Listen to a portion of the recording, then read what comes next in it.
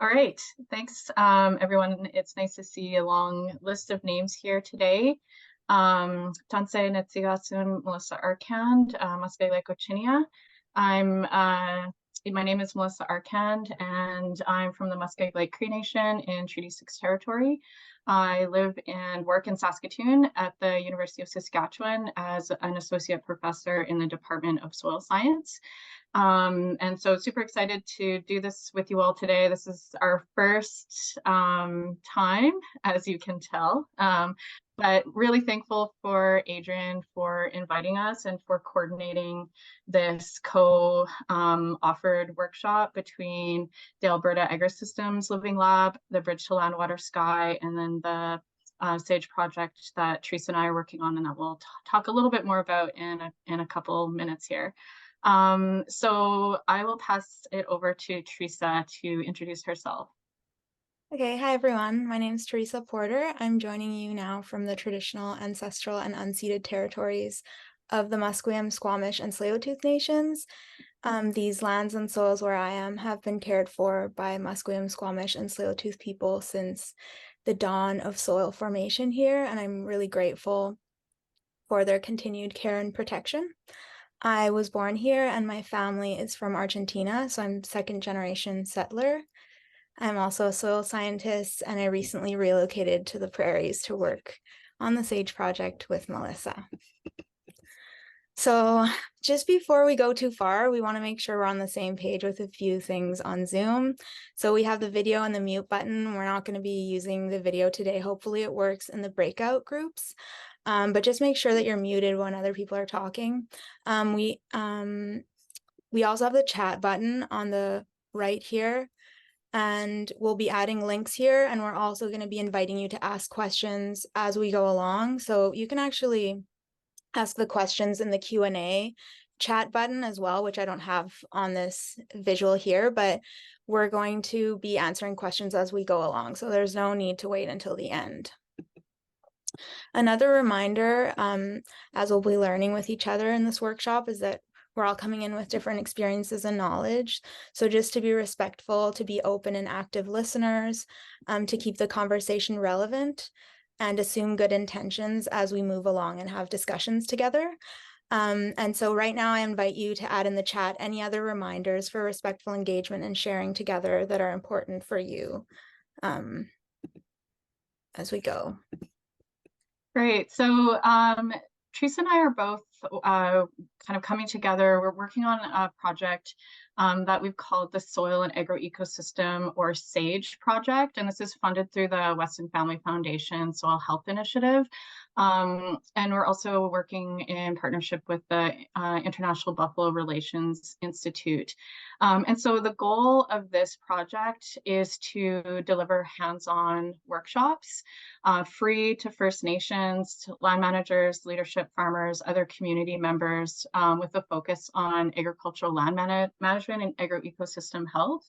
And so one of the key things, obviously we're in a webinar, this is not a land-based or hands-on activity, but we are kind of building towards that. And so working with Teresa and I and a couple other folks, including Glenda Abbott through the International Buffalo Relations Institute, we're really excited to develop this project.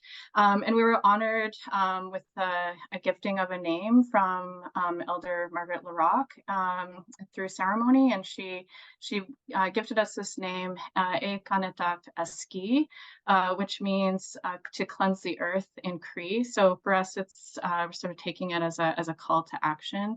And so we're really excited to be here in this webinar. But as I mentioned, we're really building towards land-based activities for the coming summer, once the ground is no longer frozen. So Teresa, if you just want to advance the slide. Yeah, so today it's a workshop. So we're going to be working together. This is not just, a full-on presentation. We're wanting to have some engagement. So we're going to be talking about treaties, agriculture, and then of course this is all about soil. So we're going to be talking about, what are concepts of soil. Well, hopefully our breakout group discussions will allow us to engage more fully with each other. And then we'll bring it back to talking about soils, soil functions, health, degradation, in the context of agriculture and agroecosystems in the prairies. And then also really wanting to bring this full circle to the context of First Nations and Indigenous stewardship in the prairies. And yeah, hopefully there can be a little bit of engagement. We'll be trying to monitor the chat as much as possible. It's a lot to try to do in an hour, but we'll see what we can do. And hopefully we can have some fun and maybe convince some people who weren't interested in soils to be interested in soils after today. Okay, so what are we going to be talking about? We really want everyone to walk away from here with a good appreciation of the diversity of soils across the prairies and the various roles that soils play. We'll really quickly go through some practices that can help to support soil health, and again, like within that context for First Nations. So yeah, that's what we're hoping to do today. So what I want to start out with is just taking a moment for everyone to kind of reflect on the lands that we're on. I think probably for the most part, most of us are coming from or living and working in Alberta and Manitoba, or sorry, Alberta and Saskatchewan. We have some other folks, I think, zooming in from elsewhere. But what I want to, I guess, point out is that we are really a super diverse group of people. When I saw the list of names coming, it was a huge diversity of people with different backgrounds, different expertise, different careers, life experience. But what we really all hold in common is that we are all treaty people. We live and we work on the traditional territories of Indigenous people. And really the soils that we're here to talk about and learn about are on treaty land, and they hold the history of Indigenous people. They hold literally our ancestors. And so for First Nations who entered into the treaty, they did so through ceremony. And so to us and to our ancestors who signed treaty, they took that as a sacred covenant, one that should not be breached. And so in exchange for promising to share the land with settlers to the depth of the plow, we wanted to do this in exchange for our ability to maintain livelihoods in what was, an incredibly rapidly changing environment.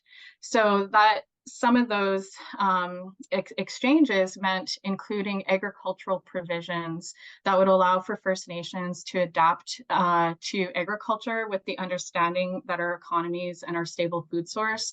The buffalo was severely threatened and almost exterminated during the late 1800s when the treaties were signed. So it was about adaptation, but it wasn't about ceding our land or our culture. So fast forward to present day, our treaty territories within the Canadian prairies now host 80% of Canada's farmland. And so there are hundreds of thousands of acres of cropland and pasture land within First Nations reserves. And of course, that doesn't count all of the agricultural land that are in treaty territories, but not within our reserves. And so I guess what's a big reason as to why we've are initiating this SAGE project, as well as the Bridge to Land, Water, Sky Living Lab, is that we're really wanting to connect soil health and agroecosystem management with First Nations and Indigenous worldviews, because First Nations on their prairies are fundamentally tied to agriculture through the treaty, through the history of colonization and settlement on the prairies, and through all of the present day activities, agricultural activities that are happening within our lands. So we're all connected to agriculture in one way or another. And it's our responsibility to honor the caretaking of the soils across these lands. So we're really wanting to be intentional about our lands, or about our workshops being geared towards First Nations. But today we also, because we've got this webinar format and we're able to have many more participants, we will also want this to sort of kickstart and provide an opportunity for Indigenous, non-Indigenous, scientists, non-scientist practitioners, non-practitioners to come together and share our knowledge and our expertise and our points of view. So yeah, we're excited to get this going with all of you. Okay, so that's a big picture stuff. We'll kind of zoom in a bit more specifically, and let's just jump right into it, talk about soil. So this is going to be a bit of an experiment. We're going to see if we can have all of you provide some input that you can share with the whole group. We're going to do the classic word cloud. So Teresa's gonna get things set up. You can use the QR code on your phone, or you can follow that link that's posted, and just describe, what words would you use to describe soil? What comes to mind when thinking of soil? If you know any words in a different language or Indigenous language that relate to soil, feel free to share, and we'll see what kind of pops out of our word cloud. And if anyone has any questions in the chat, oh, Steve Wig, don't ask me any lawyer questions. It's the soil only. Cows and plows can be another webinar. Good question though. Great question. So we'll yeah, I'm just gonna that's another webinar.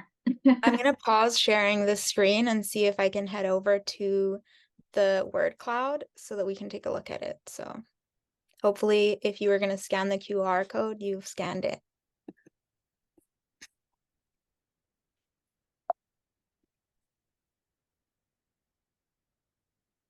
Yeah, and as I believe this is being recorded now. And so if anyone, has to leave early, because likely we probably will go a bit over an hour, this will be available. Awesome. Life. That's cool. The biggest word that's coming forward is life. Food, fertile, biodiversity, mother. This is great. We actually have enough people to do a substantial word cloud, which is fun. Awesome. Roots, rich, food, alive, biological, play. Somebody put the word play in. That's awesome. Somebody put the word dirt in there. It's a dirty word. Oh, cool. Word in Kazakh, Tapirak. Awesome. Thank you all for sharing that. Right. La Terre and Mitchef. Sacred. Sweet. Okay, I'm gonna try to get this back to the PowerPoint. Soil is our benefactor. That's a good one.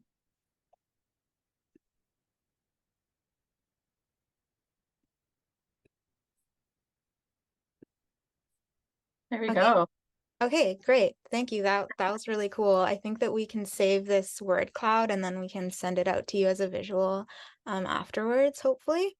But yeah, a lot of things came up in that. We're going to dive in a little more to what soil is made of, and a lot of the things on the slide now you brought up. So, and even more as well, which is really cool to see. So from a physical standpoint, soil is made of mineral matter, so coming from rocks, organic matter, meaning like bits of decomposing or dead plants, anything that was ever alive.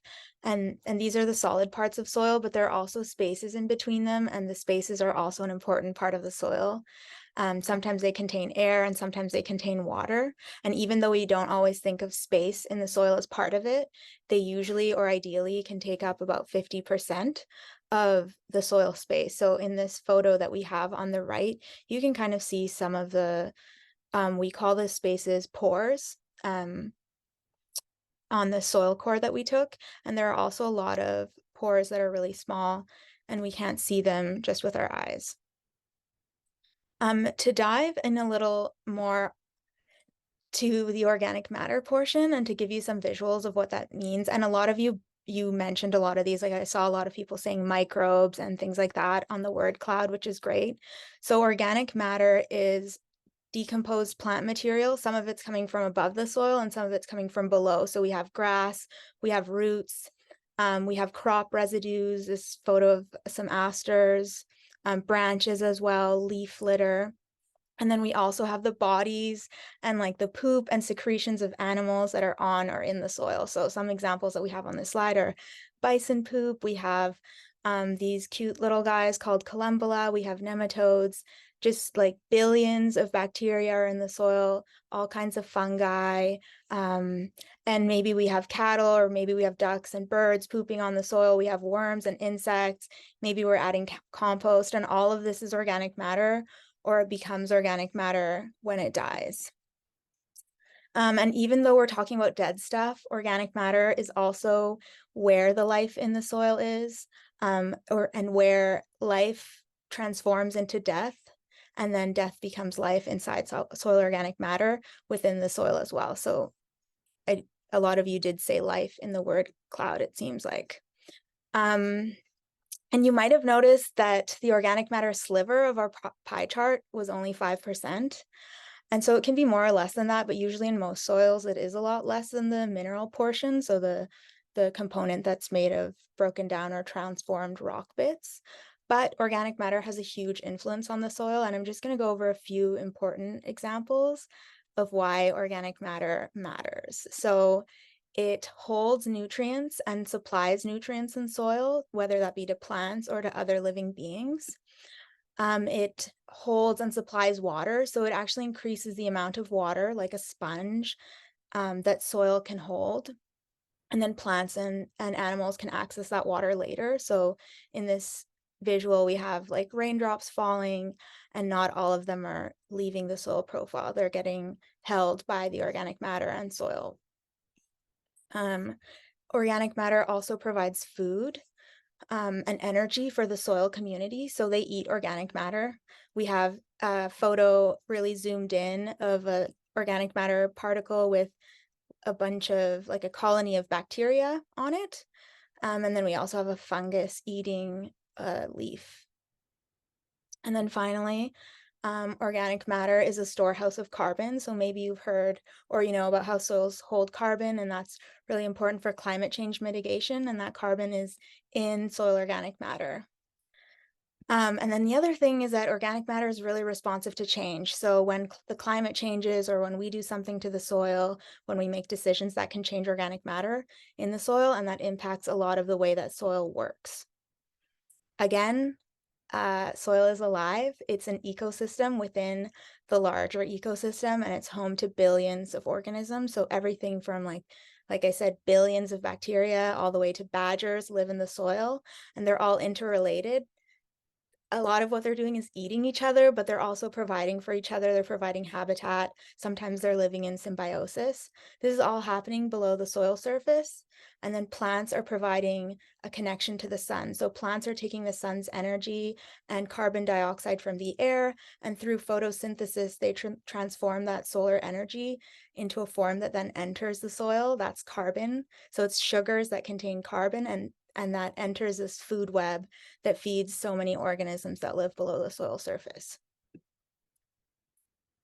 Okay, so the soil ecosystem, really complex. And we think about it, it can be at multiple scales, or it can be influencing and interacting at multiple scales. So we're going to zoom out and sort of talk about sort of ecosystems and agroecosystems, and essentially the interconnected and relatedness of different components of our ecosystem. So what I want to show you here is an ecosystem that I care a lot about. So this is my home community, Muskeg Lake Cree Nation.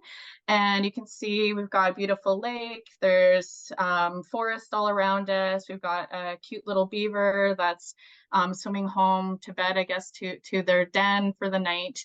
But if we take a look at this landscape from an aerial perspective, kind of looking down, we can see that it can be quite different. So I took the photo where the little orange camera icon is, and I was looking north over the lake. And then to the west, we have the forest and the lake. But if you look even just a little bit, a couple hundred meters to the west, or sorry, to the east, the landscape changes quite drastically, right? We move away from forest and lake, and we move towards looking at agricultural fields. And within those agricultural fields, we've got sloughs and bush, wetlands, and just over a really small area. And so that little house with the heart, that's where I grew up. And so my family, we farmed, or my parents farmed for many years. They still live there, and I'm sure they appreciate that their home is now shown to all of you. But what I want to show is that, so this past summer, we were able to take some soil samples out here. We brought some students, and we collected soils from near the lake area. And so we just want to show you what those soils look like. All right, so somebody in the chat had said, "Oh, horizon." And so what I want to show here is, so the soil that we collected that you see on the left-hand side of your screen, we used a soil auger. So it's a core that you can sort of twist into the soil, and then you're able to pull up cores sort of sequentially at depth. And so at the top is represents the soil surface, and then of course as you go down, it represents deeper into the soil. And so at the top, you can see it's really dark. It's quite a thick layer. It's quite a dark, thick layer. And as you go down, the color starts to change. The soil maybe looks less fluffy. It's a bit more clumpy. It's even, the color is a bit more gray. And then the soils that we collected just over a mile away towards the east in the agricultural field, they look quite starkly different, right? So just within a really small distance, we can see just how drastically soils just visually can look. So again, we've got, you know, dark at the top layer of the soil. And as Teresa was talking earlier, that organic matter, that is what gives our soil that really dark color. It's the organic matter that's held to the mineral surfaces, or that accumulates on top of the mineral surface, that's giving it that really dark color. And so one of the things that I wanted everyone to appreciate is that we can get this diversity of soils that might occur even within like a small distance. And so if we look forward, I wanted to just take a more closer look at the field that we collected that soil from. So again, looks really different. We're not talking about forest and lakes. Here's our agricultural field. And then the picture on the right is my mom's garden. And so this is where my family was able to achieve receive our livelihoods from. So my dad farmed for many years, so grain crop for many years on the fields on the left, and my mom and my cookum, you know, we garden vegetables on the right. And what I wanted to, I guess, convey with this photo is that the rich organic matter that had accumulated in these soils over the course of millennia, so we're talking thousands of years, 10,000 years, under native grasslands that would have historically been grazed by buffalo. So those really extensive root systems from those grass species are able to contribute organic matter as the root system died, decomposed, and the leaf litter. And so that enabled these soils to become incredibly rich and fertile, and which is basically, you know, provided the basis for agriculture within the prairie region. And so we can really see that in these photos with that rich sort of organic layer, especially to the photos on the right. One thing that I forgot to mention, which I do want to distinguish, is so we've got agriculture on the right, to the east, and we have our lakes and we have our forest on the left. And the soil on the left, it's really rich in organic matter as well. But we never converted that land to agriculture. Can anyone tell me why, or why that land might not have been appropriate? Just put in the chat.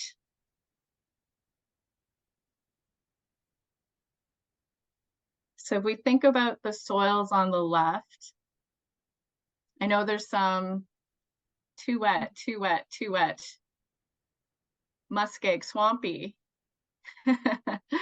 Exactly, muskeg. So there's a reason why our First Nation is called Muskeg Lake Cree Nation. It's because we've got muskeg. That's literally, it's muskeg. And if if anyone had tried to clear that land, the water would have been too limiting, and essentially we would have destroyed that ecosystem, and we would not have gained any benefit in trying to convert it to agriculture. So I just wanted to convey that appropriateness of land use is really dictated by the soils that underlie that land. So yeah, thanks everyone and too many trees. Well, you know what? People didn't have too much trouble clearing trees, so I don't think that was necessarily the limitation. All right, so organic matter is something that's so important to the Canadian prairies in terms of supporting our agricultural industry, to the point that we've actually named our soils and delineated different soil zones according to soil organic matter content. So does anybody know what soil zone you live in? Somebody's got Luvasolic, those are the gray soil zones. So the soils that I showed you in the previous slide, those were located in the black soil zone. And so we get this gradient. So we've got higher organic matter in the black soil zone. And as you go south into the dark brown and even further south into the brown soil zone, those soils generally tend to have lower amounts of organic matter. Now, does anybody know what's happening as we go north from the black soil zone into the gray soil zone? What's happened there? Maybe put it in the chat.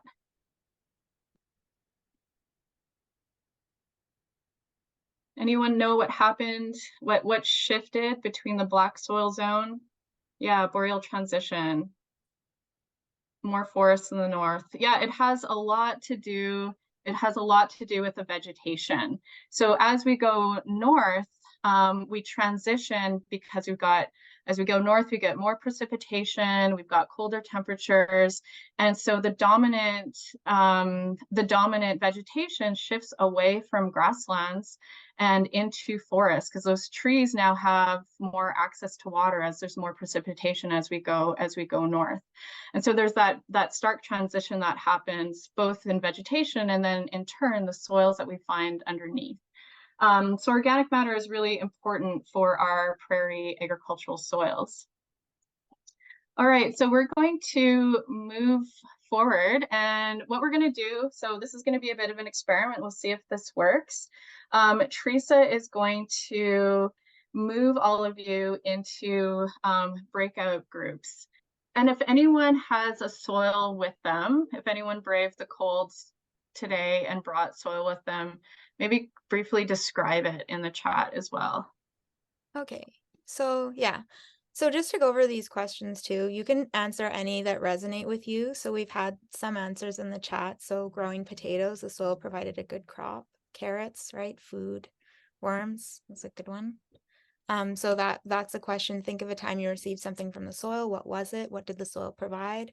Why do we care about soil? What does soil actually do in the ecosystem? Baby carrots are really popular with the chefs. I'll just say that. Okay, wetland, can't live without soil. Oh, somebody's digging quackgrass in their garden right now. The amazing smell of rain. Awesome. insect rearing. Yeah, it's important habitat. Medicines, important water filter. Yeah, the soil has such a wonderful smell, especially if it's healthy. Yummy beets, yes. They taste like the earth. Vegetables grazing. Yeah, nutrients. Mhm. Native plants to learn about and record. Foraging Saskatoons, dandelion root. Awesome. Second most important carbon sink. Source of trouble if it erodes, that's for sure. Carbon Also, yeah, sequestration. medicine in the form of microbes as well. Yeah, it provides foundation, nitrogen. It's a source of nitrogen as nitrous oxide emissions, which is a greenhouse gas. So it's important that it's one of the big areas of concern is trying to mitigate those nitrous oxide emissions by fostering practices and balancing soil processes so that doesn't happen. Filters fresh water. Yeah. It's a home. Awesome. Lots of people talking about carbon too. It's a base for life. This is awesome. Salt licks. Yeah, we need to play with more soil more. I used to make mud pies and decorate them with wild rose flowers for my sister when we were kids. Holds traditional knowledge. These are good ideas. Holds our laws and history. Absolutely. Provides jobs for soil scientist friends. For some of us, yeah. Chemical free way.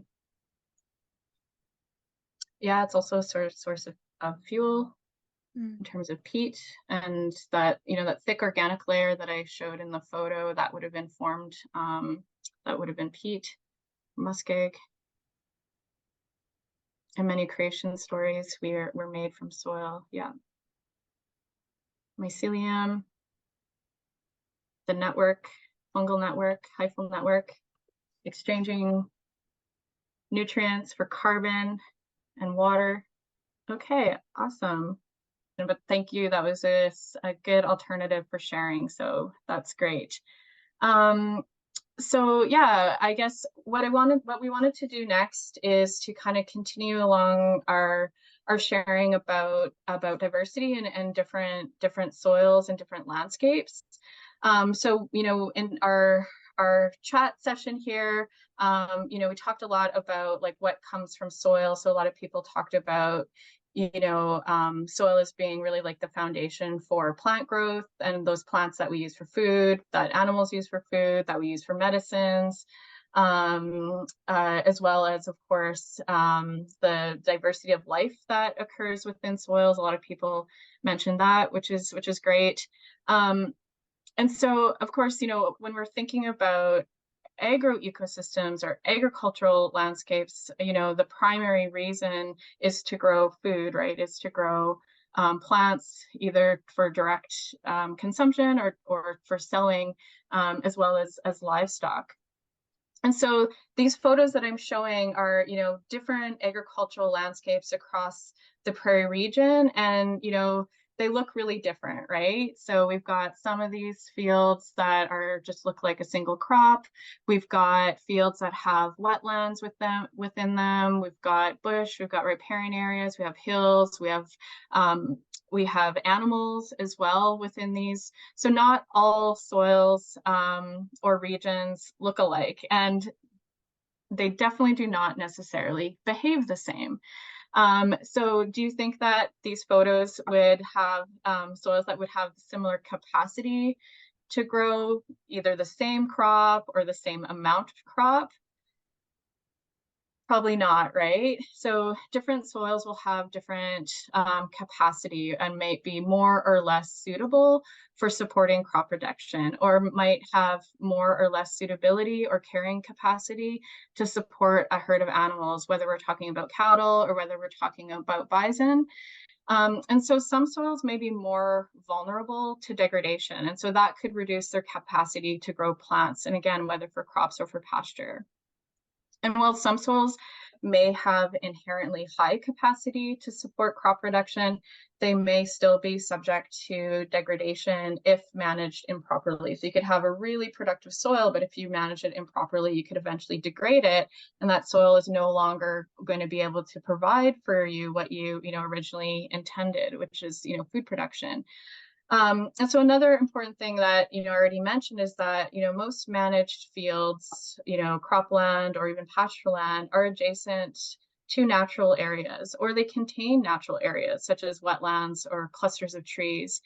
So we need to think about how these natural areas interact and feed back to those fields growing, whether it's crops, hay, or pasture, and what those sort of feedbacks can be. So next we want to kind of move forward, and I think I'm handing it over to Teresa, and we want to get a little bit more feedback from all of you, just sort of thinking in your mind about those different landscapes, but then also thinking about your own experience or your own knowledge of an example where you might have seen an unhealthy or degraded soil. Thinking about, whether it's not was in your own area, or it's something that you've heard about from other people if you don't have your own sort of firsthand experience. Teresa's sharing the link to Padlet in the chat. And so we want to throw you over to the Padlet and share some of your examples of what you've seen where soils have been degraded or they've been made unhealthy. Yeah, working at mines, some core tech, huge degradation. Essentially, you're completely destroying and removing the soil down to the down to the studs, basically. Croplands being planted from top to bottom, compaction, land surrounding landfills, so contamination potentially, oil and gas exploration, monocropping, overgrazing, your yard, somebody's yard, construction rubble, tilled farm fields, erosion, flooding, velocity erosion. We also have salinity in the chat.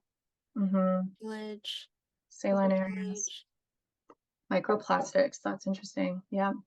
Lots of Alberta folks with oil and gas concerns. Gravel pits in national parks, excessive tillage, over application of pesticides, septic field. All right. Okay, we got a lot of conventional colonized management. All right, shall we shift back? There's a lot of a huge diversity of observations. Loss of fire, loss of bison. That's had a huge impact. Okay, so we had a lot of examples there, a lot of really great ones. And we just wanted to show some visuals that correspond to some of those. So on the slide, I think everything here was mentioned. But an example is at the top left-hand corner, a buildup of salts, which people did mention. So this is salinization is a common, sorry, I forgot to resume my share. Okay, there you go. So you should see at the top left-hand corner, there's a buildup of salts. So this is called salinization. It's a common form of soil degradation. It can happen, like, for example, if you're irrigating with water that contains salts and they accumulate over time, or from excessive fertilizer use. More and more salts will build up in the soil, and not a lot of plants or organisms will be able to live in really salty soil. So that's why it's an issue sometimes. Compaction is another one. So that's just like squeezing the soil particles together. So we're losing all that space that we talked about. So in this example, we have like a pathway that students always walk on. And then we have the soil under that pathway that looks like a brick. So it doesn't have a lot of space or pores in it anymore. Whereas the soil taken from either side of the pathway looks crumbly still. So that's an example of compaction. It can happen under like truck tires and things like that as well. Another one that a lot of people mentioned was erosion. So the loss of soil, the loss of topsoil, it can be through water or wind carrying it away. So we have a photo of as well of wind carrying soil away. It can happen sometimes as a result of a lot of tillage that disturbs the soil. It can set the soil up for erosion. A lot of you mentioned contamination, so diesel spills and other forms of contamination. Another form is a loss of soil organic matter. So in the photo in the center, we see a shovelful of soil that's really light compared to the shovelful on the right that's a lot darker. So it's from the same field, but in one area, because of management practices, a lot of the soil organic matter was lost over time. And another form that we don't have a photo of is a loss of biodiversity. It's another form of soil degradation. So we're gonna switch back to the Padlet. There should be another question, which is instead for you to think of an example that builds soil health. So we discussed the issues, but there are many ways that we can also protect soils and we can help build soil health. So I'll just ask you to switch back over to that. I'll try to put the link in the chat properly this time as well, in case you closed it. And if you're not able to join the Padlet, you're also welcome to answer in the chat. Minimum till, reduced till, winter cover crops, let it rest, leave as much plants, organic inputs, rotational grazing, diversity of native vegetation, buffalo roaming, crop rotations, including diverse crops like legumes, planting native species, adaptive multi-paddock grazing, compost, buffalo grazing, good policy for land management. Policy is an incredibly important thing. Leadership support for projects that protect soil, grazing, sediment traps, buffalo rematriation, cover cropping, naturalization, composting, perennial pastures, minerally intrusive industrial development, leave the leaves, biodiversity, compost, poop, rematriating Indigenous land practices, cultural burning, native plant regeneration, Indigenous farming techniques. Sometimes irrigation can help, no-till, reduce cultivation. Lots of ideas. Row crops, permaculture, burns, crop rotation, cover crops, restoration. Lots of really good ideas. All right, so keep them coming. I'm just going to switch back to our slideshow because we are getting close to the end here, but feel free to keep adding to those Padlets and that'll stay up for a while. So again, just to provide some visuals, a lot of things were mentioned. A lot of practices that are not on this slide were also mentioned that are really great. And there are kind of some underlying ways that these work or like what they're trying to actually achieve. So some things help soils function at a landscape scale, and there are also practices that help soils function at a field level scale. Overall, what we want is to protect the soil. So making sure that it's covered, not disturbing it very much, providing protection through windbreaks, for example, so this shelter belt, or using conservation tillage to not disturb the soil very much, keeping living roots in the soil that hold it together. Another one is boosting diversity. So boosting diversity through planting diverse plants, through integrating animals onto the landscape. So the example that we had here was bison, but other people mentioned other things. Providing like habitat for diverse organisms living under the soil as well. It comes through providing different plant cover, because different plants take and give different things to the soil. Growing perennials keeps the soil from being disturbed all the time and also provides continuous roots that can feed the microbes and the other organisms that live below the soil. The other thing, animals add a lot of organic matter. And the other ways of adding organic matter are compost, green manure, plant residues, and cover cropping as well. So protecting the soil, boosting diversity, adding organic matter, those are some of the key like underlying ways of protecting and boosting soil health. These are just some examples. So it's a lot to try to cover in just an hour. And so really we hope this is, one of many where we can get more in depth. But one of the things we also wanted to talk about is well, how are these soil health practices being applied within Indigenous communities and First Nations? And where are there opportunities to continue to apply some of these, some of these strategies to protect our soils and to protect our ecosystems? So probably one of the biggest or the key ways that First Nations specifically are protecting soil health is through conservation of natural areas. So both biodiversity and stores of carbon are being protected within Indigenous managed land. So we can see that. I've shown this before in other presentations where you can actually go, ask everyone, go look at Google Earth and go over the prairies, and you can pick out where First Nations lands are located because they're greener, because we're conserving more natural areas. So that's one of the ways that Indigenous communities we're applying conservation practices through just through that desire and that value system of protecting the earth. So that's a huge thing. In addition to conservation, it was mentioned a lot in the Padlet and in the chat, is that many communities are rejuvenating pasture land or restoring croplands to pasture as they welcome home buffalo back onto their lands.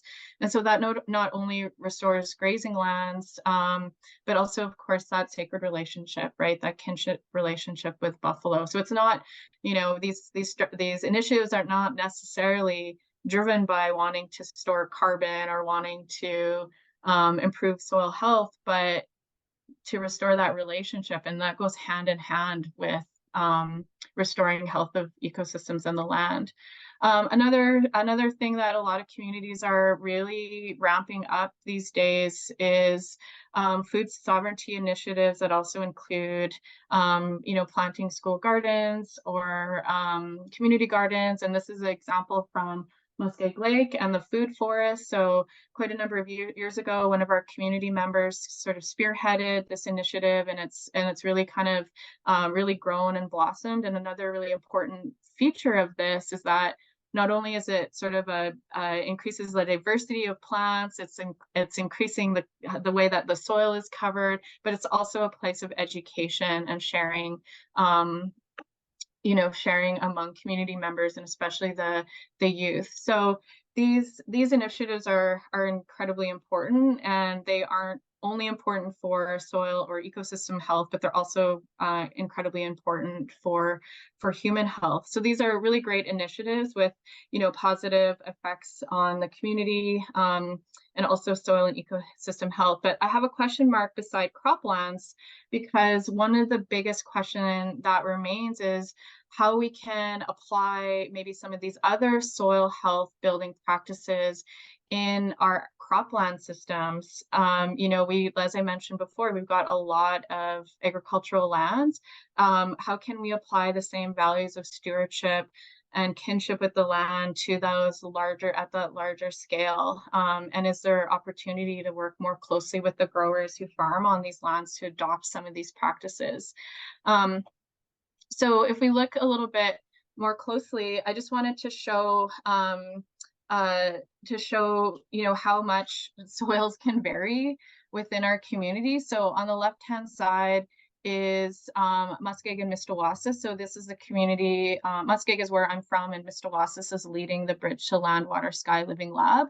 And we have a diversity of different soil types within our communities, and that can limit sort of different activities. And so what we're trying to think of is ways in which we can tailor agricultural activities and actually be thinking in the future about actually the agricultural land use planning, so that we are tailoring our practices to match what the soils actually are capable doing, so we're not further potentially degrading soils, because some soils, as I mentioned before, are not as resilient to stress, or they're not as resilient to change. And so we really need to look at ways of nurturing those soils. And so as First Nations, we are actually land holders, right? Even if we're in a situation where we're leasing land out, we do have, it's our land. We have the opportunity to improve agricultural management. So both in terms of how we decide which land is farmed, but also we have the opportunity to encourage adoption of practices that might better align with our community's values. I know it's a bit optimistic in this, and I know it's not just as easy as saying that, but I think we have to start thinking about that we are the stewards of these lands, and we do have the opportunity to make changes. So I guess wanting to just make that call to try to engage more fully with what's happening within our land bases, because I think due to a history that has essentially resulted in fewer First Nations actually farming land and more non-Indigenous, non-community members farming land, there's been like a devolution of decision making in terms of agricultural land management, and we need to sort of take or re-engage with that decision making on what's happening with our agricultural lands. So we're coming to an end. I know that was a lot to just kind of spew out at all of you, but hopefully it stimulated some thought, and hopefully it can lead to more conversations. Again, this is just like our first one, so we're hoping that we can maybe do some good follow-up, and definitely we are going to be doing work so that we can do some of these workshops on the land in community. So if anyone wants us to come and you want to host us, we'd be happy to do that. Just get in touch with me and Teresa. I will actually hand it over to Teresa to give us the last word. And yeah, we'll show our contact information too. But yeah, I'll hand it over to Teresa. All right, so we have this final statement just to summarize what we've gone over. So soils are place-based. Soils hold stories about what happened on the land over time, and soils vary in their resiliency and vulnerability to human and natural disturbances. Soils are alive. That being said, we don't want to have the final word, so we're going to have this closing reflection with some final word clouds. So I'm going to put the link in the chat again. If you don't mind staying a few minutes longer to fill that out, it would be great. So I've put the link in the chat. You can follow that if you have a moment. We also would really appreciate your feedback. So I'm going to put another link and we'll send it out later, but if you wouldn't mind filling out just so that we can improve our workshops in future, and an invitation to join our mailing list if you'd like. Also, if questions for Dr. Arcand or Teresa, to put them in the Q&A. And then we did have a couple questions about if fallow is ever good for the soil. Generally, generally we say no, in the sense that you essentially leave it subject to erosion, and so you're going to really accelerate that loss of topsoil. There was reasons why they had done so in the past in terms of being able to conserve moisture, etc. But that sort of shifted away. So summer fallow is not so common anymore because of sort of the new technologies that have allowed for tillage fallow. Oh yeah, so Dean Bear is asking about chem fallow practices. Chem fallow certainly is going to be able to, I suppose, like not cause physical disturbance of the soil. But if you're chem fallowing, you're also not having a living crop on that soil, and so in the absence of that living crop, you kind of lose that opportunity for that input of organic matter, and then potentially, depending on if you're concerned about chemicals, or your community is concerned about chemicals, and that could potentially be something that's not so desirable. So, but from like that carbon perspective, or that erosion prevention perspective, tillage fallow, summer fallow would be much more hard on the soil, much more subject to degradation. The other thing about fallow is like it disturbs natural life cycles of soil biota. So like fungi, anything that needs those plant roots, and the constant like inflow of sugars from plant roots and other exudates, that habitat is no longer there. So it's really disrupts especially fungal communities, but other biota as well under the soil. So it's not really great for soil biology.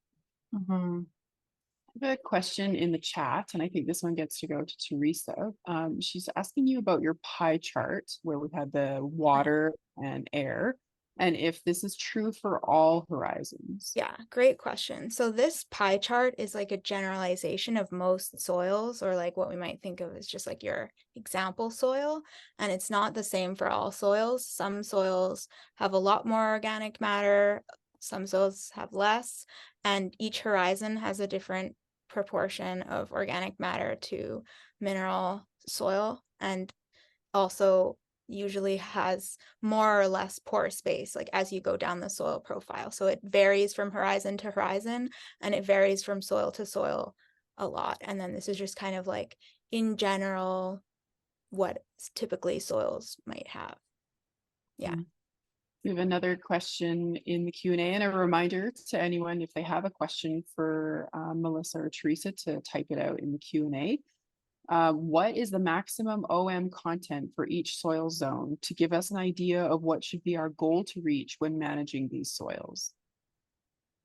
That's a good question. I don't know that I know right off the top of my head. Actually, probably some people in the webinar might know better than I do right off the top of your head, but like it really depends. Like if you're managing your soils, and especially if you're managing a smaller area, there isn't necessarily like a well, there is going to be a limit in terms of how much the soil can actually hold.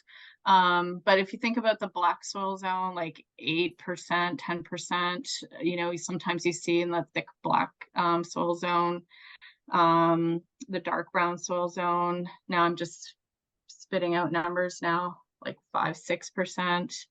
The brown soil zone would be less, but if you're and that's because of a history. Like we're talking about millennia of organic matter formation.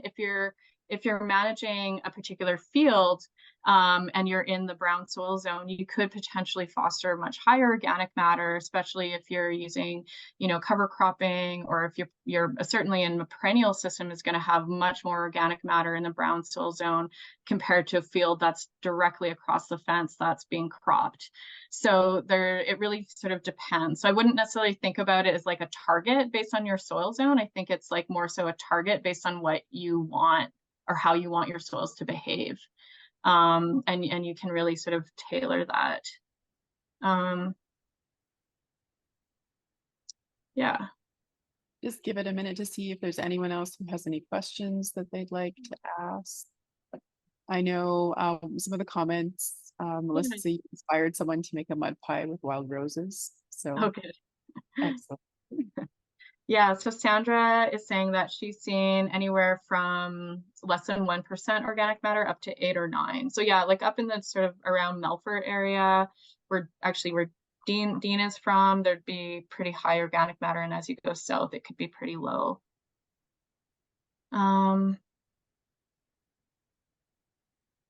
Awesome. If we don't have any other questions, I'd like to take this moment to thank Dr. Arcand and Teresa for sharing their knowledge and passion for soils with us this afternoon. Thank you both very much, and looking forward to hosting more webinars with both of you in the future.